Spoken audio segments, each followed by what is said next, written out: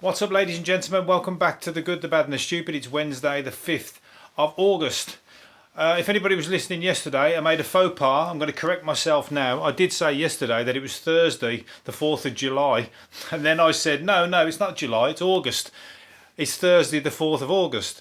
But it wasn't Thursday, was it? Because today's Wednesday. So if yesterday was Thursday, that means we're all going back in time. And I've built a time machine. This is the Time Machine podcast. That's got to get me some listeners, surely. But unfortunately, it's not a time machine because I messed up. And it's actually Wednesday today. So anybody that got confused and actually bears anything that I say with any kind of common sense, more fool you. Anyway, let's move on. As we've worked out, it's Wednesday. But I'm not the only fuck up who makes fuck ups on live television, although this is live podcast recording. Donald Trump, I've not put myself in the same position as him, of course, but Donald Trump was, I don't know, I don't even think he knows that he was making it all up. His face is so like...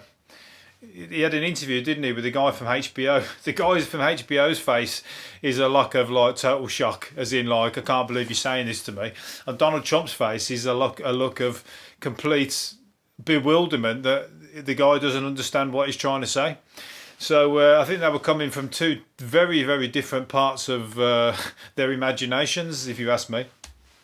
Because Donald Trump firmly believes his position that America are doing very, very well with coronavirus deaths. And the other guy said, well, the figures don't show that at all. And then Donald Trump was fumbling a load of papers upside down, twisting them around, flipping them back to front. And every time he turned the paper around, it'd show a different aspect of their situation. But I don't know. He had a point from his perspective, but the guy wasn't talking on that live, was he? On that line of questioning. So yeah, so he fucked up. But all I did was say it was Thursday. He just said that loads of people didn't die. There's a bit of a difference. Anyway, but what else is up? Paul McCartney still worries that his songs are crap. Because, well, the fucking Frog song definitely is crap, Paul. I'm sorry. You've had some good ones, don't get me wrong, but you've done some fucking shit ones as well. That's, but that goes without saying. It's like me. I'm always concerned about my podcast being crap, but I know that you all think it's brilliant, so that's all right. I don't mind. It's all right. As long as you think it's brilliant, that's all that matters.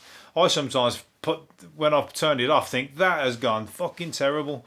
I can't believe it, but because I don't like editing and because I don't like turning it off and stopping it, you've got to keep it rolling, ain't you?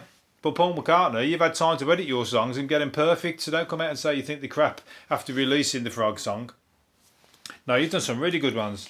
Some of the Beatles ones, I'm still catching up on a lot of the Beatles ones. I thought I fucking knew them all by now, but you know the ones, you know the basic ones like Love Me Do and bloody, Hard Day's Night and all that. They're like forever playing, and you always know them. But it's all the smaller stuff, the stuff on Rubber Soul and stuff, is it? And like the Sergeant Pepper.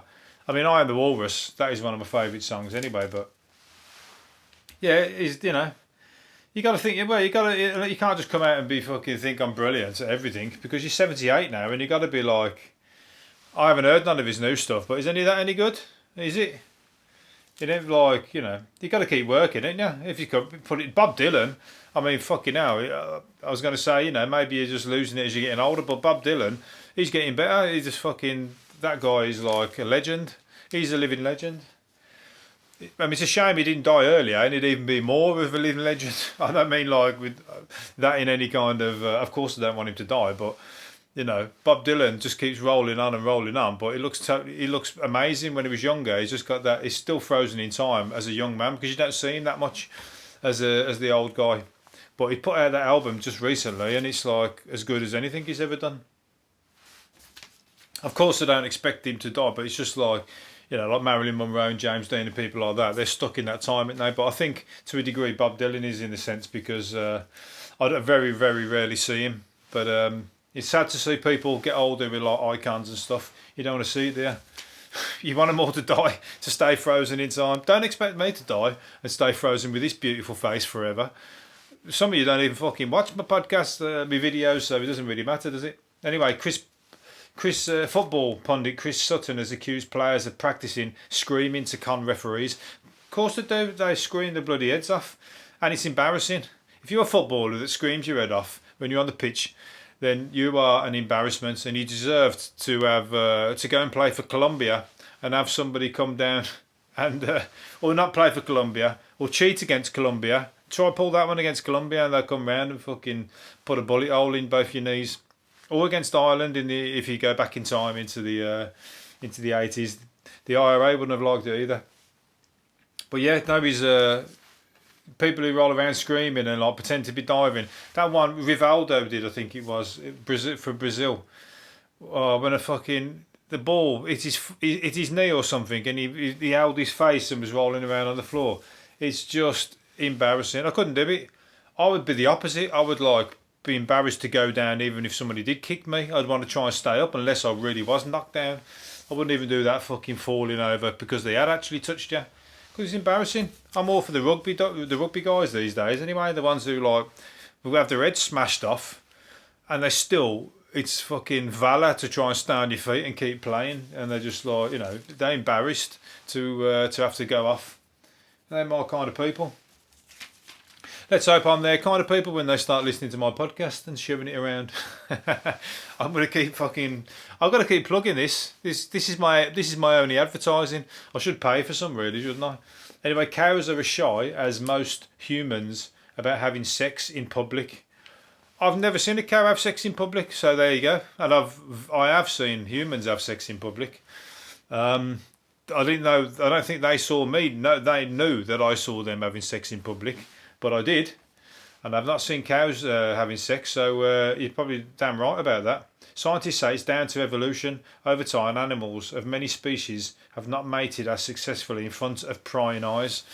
So, and they certainly don't want to do it in front of the fucking boring old farmer, do they?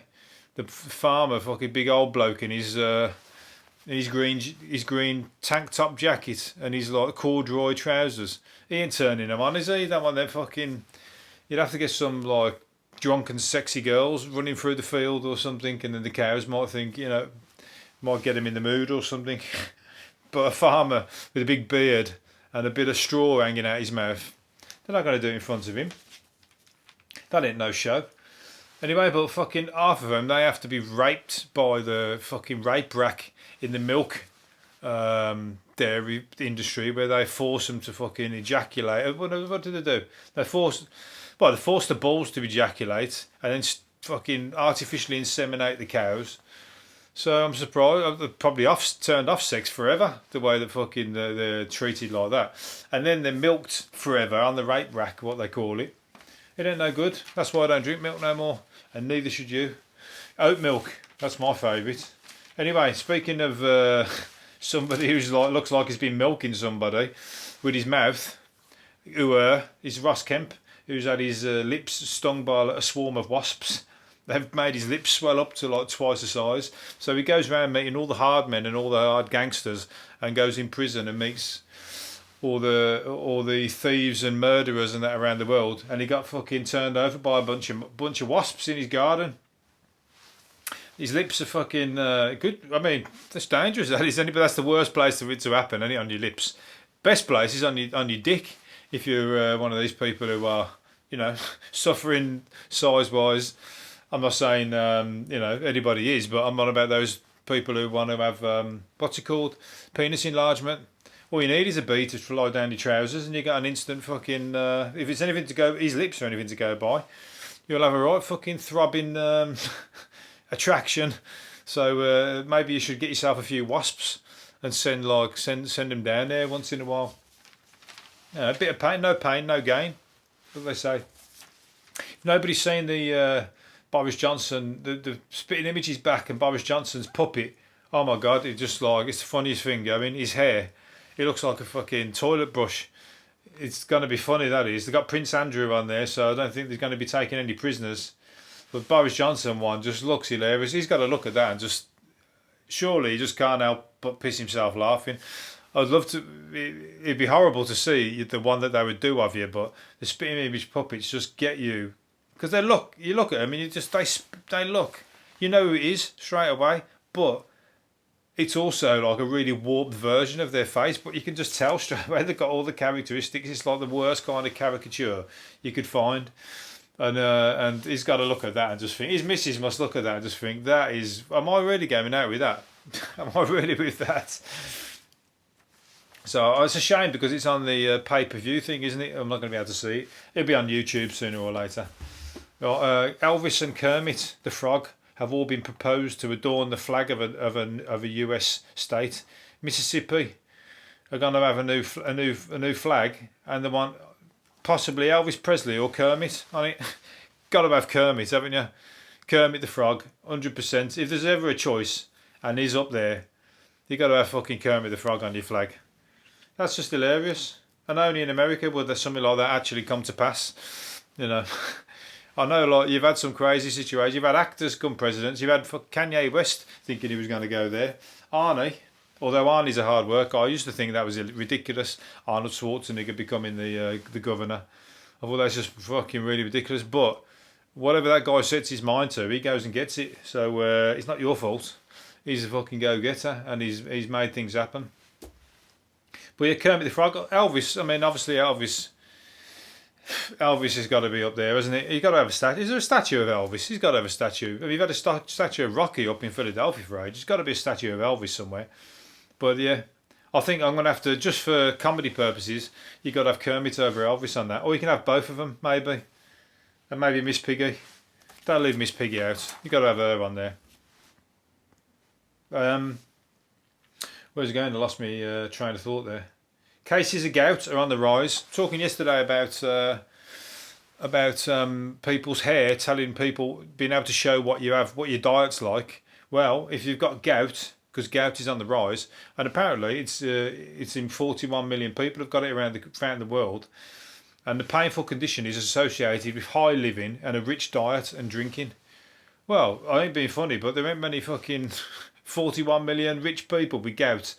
That doesn't leave many rich people left. Everybody in the world's skint, apart from the very fucking 1%.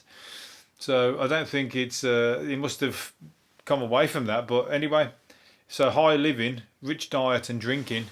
If you're that kind of poor person, because there's loads of poor people who just say, fuck it, I'll spend all my dole money on the best things, forget it, I'll eat well for 3 days, and then I'll eat the shit till my dole money comes through again. They do.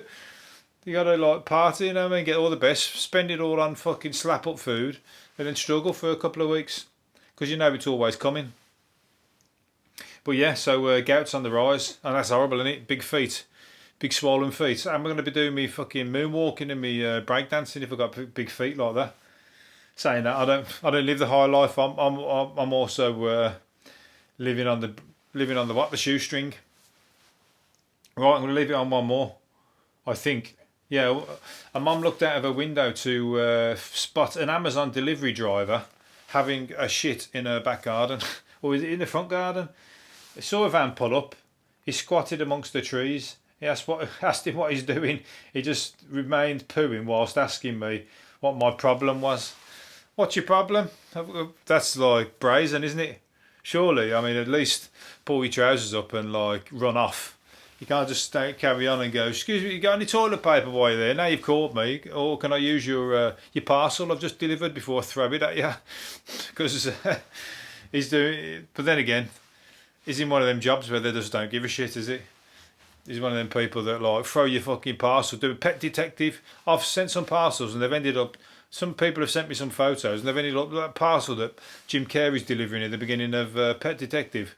And he's booting it down the stairs and throwing it up the wall and fucking stamping on it and everything. That's what they do. So this guy's doing that, and he's also having a shit in your garden. So there you go. That's the Amazon signature right there. Bezos Limited. Right, I'm going to leave it there. Hopefully you've enjoyed it, and I'll do another one tomorrow. See you later for now. Bye.